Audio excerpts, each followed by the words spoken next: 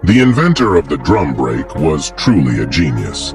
It has two key components. One is the stationary brake shoes, and the other is the brake drum that rotates with the wheel.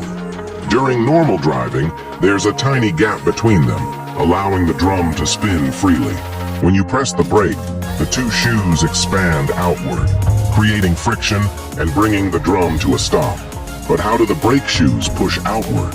When you press the brake pedal, brake fluid is pushed into the cylinder, forcing the pistons outward, which in turn pushes the brake shoes against the drum. To make the brakes more responsive, there's an adjuster.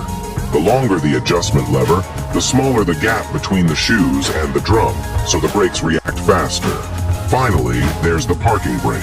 It doesn't rely on hydraulics. Instead, a steel cable pulls a set of levers, spreading the shoes to clamp the drum. That's why even if the engine is off and there's no hydraulic pressure, the handbrake can still lock the car in place.